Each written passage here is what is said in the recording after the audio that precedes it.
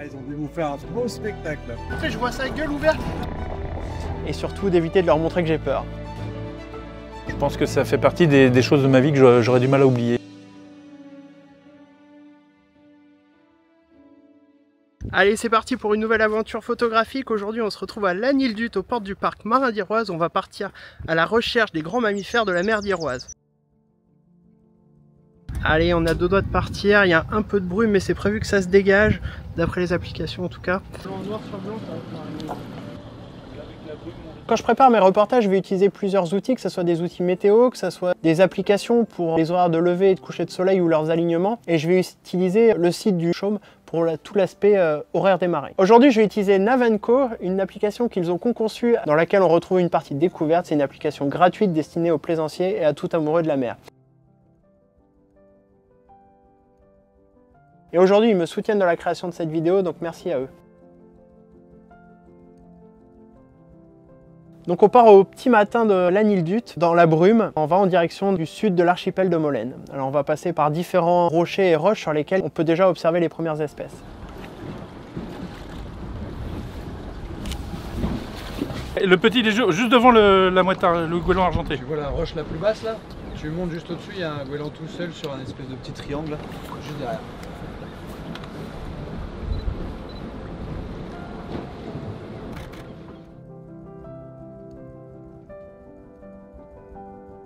Je m'appelle Franck Gicchio, je suis photographe caméraman et ça fait 5 ans que je tourne en Iroise un documentaire qui s'appelle Iroise sauvage sur la vie des animaux entre le chevreuil et le grand dauphin. Je vais tourner à terre sur les strands, les oiseaux, la vie faune et le monde marin.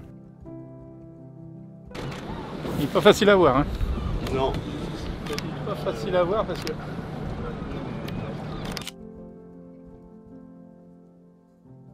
Alors en fait, ils ne peuvent plus nidifier sur la côte à cause du GR34. Il y a trop de passages, en fait, ils sont trop dérangés. Donc maintenant, ils partent sur les îlots, les goélands argentés, les goélands marins, les goélands bruns et les cormorans. Donc maintenant, on n'a plus que ça en fait pour les photographier avec leurs petits. C'est que des îlots qui sont isolés sur le bord de côte. Le parc marin d'Iroise, c'est une entité qui contrôle en fait tout un espace qui est très très grand, hein, du plateau du Four jusqu'à Saint. Le but du parc, c'est de pouvoir préserver la biodiversité d'un espace tout en y gardant des activités maritimes. On arrive sur les rochers de Kervourock, pied de phare des Pierres Noires, et là on peut commencer à observer nos premiers phoques.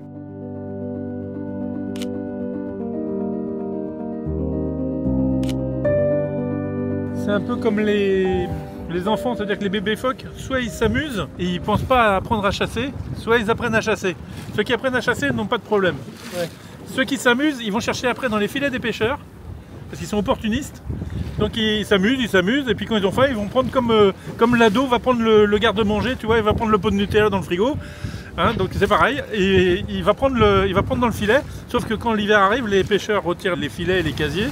Et du coup, eux, ils se retrouvent sans nourriture, facile. Et ils savent pas pêcher, donc ils s'affaiblissent. Et puis on les retrouve à la côte, quoi.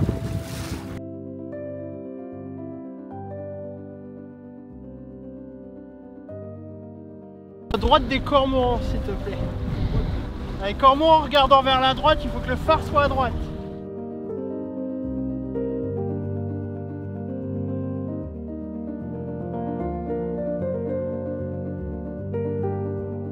Bon, on voit bien qu'on est en mer d'Iroise et qu'on est sur la plus grande concentration de phares, et on voit déjà au loin le phare de Saint-Mathieu, de Kermorvan, Ouessant à côté et les Pierres Noires au loin.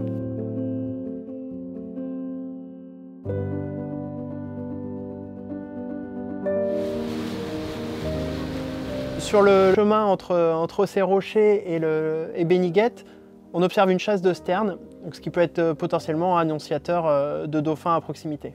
Celui-là, je sais plus comment il s'appelle. Je sais plus, ouais. Ah oui, je crois. Et t'as tout un groupe de... Je vois pas si ça plonge ou pas. Ça plonge pas pour l'instant. Mais ouais, ça vole. Ça vole juste, hein. Des goélands, non? Ouais, alors c'est goéland ou fou de bassin, c'est compliqué à dire d'ici. Ouais. Ils sont au repos plus dans les grottes. Ah ouh, je sais pas si je viens pas avoir un plongeon.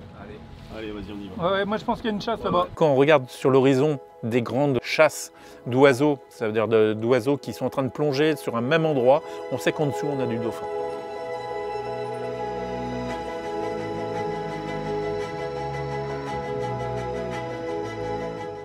c'est toujours une rencontre magique de croiser les dauphins, même si c'est des rencontres éphémères que seul l'animal va choisir. Mais c'est un animal tellement imposant, tellement fascinant. Moi j'en prends plein les yeux au-delà des images en fait.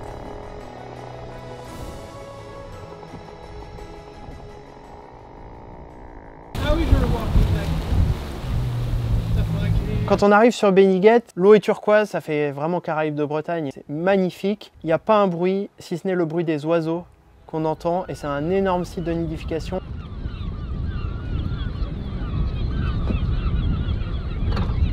Ce qui est important de garder à l'esprit, c'est en fait que la journée va se dérouler tout en ne dérangeant à aucun moment la faune qui y vit. C'est pour ça qu'on utilise des téléobjectifs de manière à zoomer sur les espèces sans aller les déranger. Les seules fois où on va illustrer avec du drone, on va regarder la carte de la réserve de la biosphère iroise de manière à vraiment cibler les zones où on va déranger personne.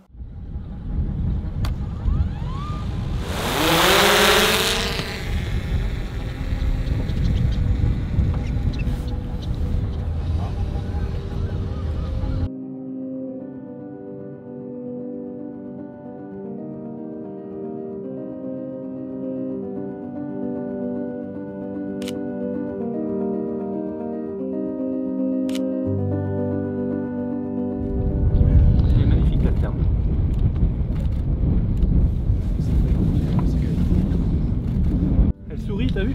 C'est tellement beau.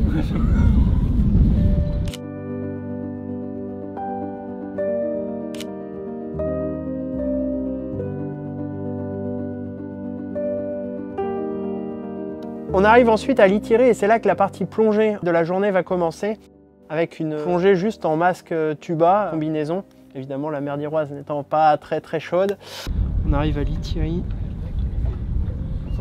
et on voit qu'il y a des prairies sous-marines avec des herbiers. Je pense qu'en photo sous-marine ça va être incroyable. Ah ouais. Non, là, je me sens comme une sardine dans une boîte. Est-ce qu'on est serré au fond de cette boîte?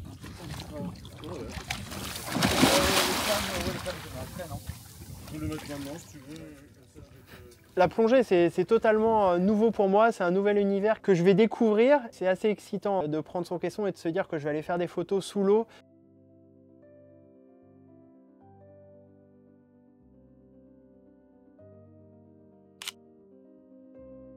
Au fur et à mesure de la plongée, je vais croiser un homard, je vais croiser des ormeaux, je vais croiser des poissons juvéniles, des immentales, les énormes algues qui remontent.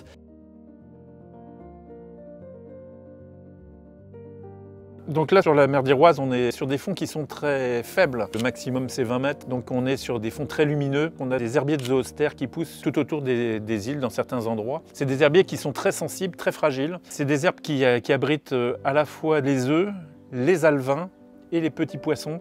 Beaucoup de diversité, il n'y a pas beaucoup de quantité. Ça veut dire que la biomasse de chaque espèce est assez faible. Franchement, ça, c'était des moments incroyables en immersion dans le milieu.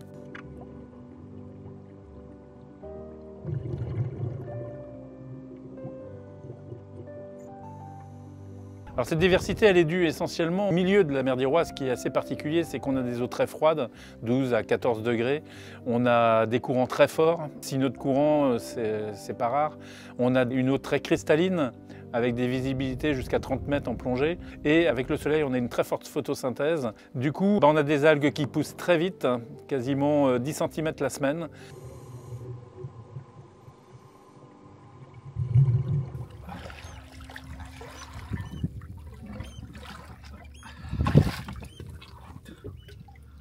Oh, c'était dingue. Incroyable découverte. Fatigant, mais qu'est-ce que c'est beau. Donc on avait choisi d'aller à l'Ithiré en fait pour la marée basse. Et pour les phoques, eh ben, ils sont sur des reposoirs, donc ils se posent à marée basse, ils font la banane. Il faut éviter qu'ils se mettent à l'eau parce que là, c'est des moments où ils vont faire de la graisse. Et cette graisse-là, en fait, va leur servir tout l'hiver pour se protéger du froid. La mer va les déloger de leur reposoir. C'est pour ça qu'on va dire à mi-marée, on repart en direction le plateau des Blunvenue en espérant les croiser sous l'eau.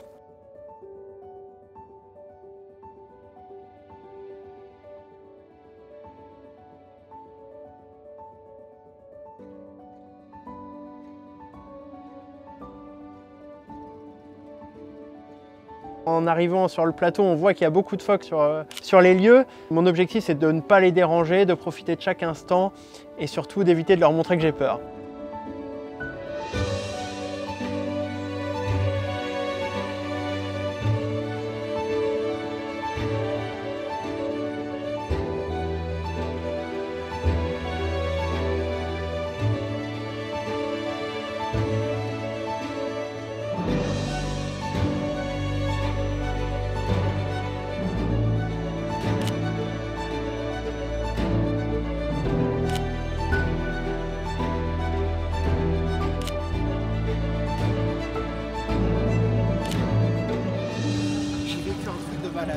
C'est vrai? Ah vraiment hein. Quelque Ah, chose, c'était dingue, c'était incroyable. Incroyable. Ah, ils ont dû vous faire un beau spectacle. Le regard du phoque, je peux dire que je m'en rappellerai longtemps. On est resté se regarder mais pendant 5 minutes, puis après il s'est rapproché. Il est venu à touche-touche avec le caisson et après je vois sa gueule ouverte. Et là du coup j'ai un peu paniqué. Ça reste une bête qui est aussi curieuse de voir un humain qui vient l'approcher. C'est assez prenant, hein. Je pense que ça fait partie des choses de ma vie que j'aurais du mal à oublier, ces images-là. On sent qu'il est attentif à ce qu'on fait, aucune méchanceté, aucun moment d'agressivité.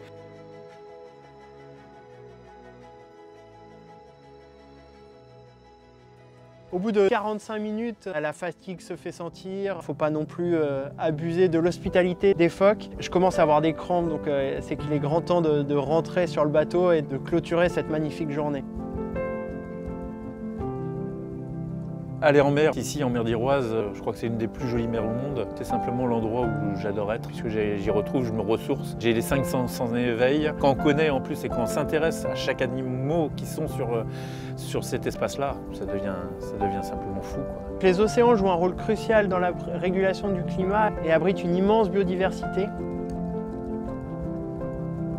En mer d'Iroise, le parc naturel marin prend des mesures concrètes pour protéger cette biodiversité avec la pêche durable ou la régulation des activités humaines. Avec des outils comme l'application Navancode qui aide à la navigation et à la sensibilisation à la biodiversité et aux zones protégées, nous pouvons au mieux gérer notre impact sur les écosystèmes. Pour conclure cette vidéo, merci à Franck de nous avoir emmenés au cœur du parc marin d'Iroise et avec ses récits passionnants et passionnés sur les espèces. Et merci à Madéo Plongée de nous avoir emmenés au plus proche sur le terrain. Soyez prudents en mer, faites attention aux espèces et n'oubliez pas de vous abonner pour avoir accès à la prochaine aventure photographique.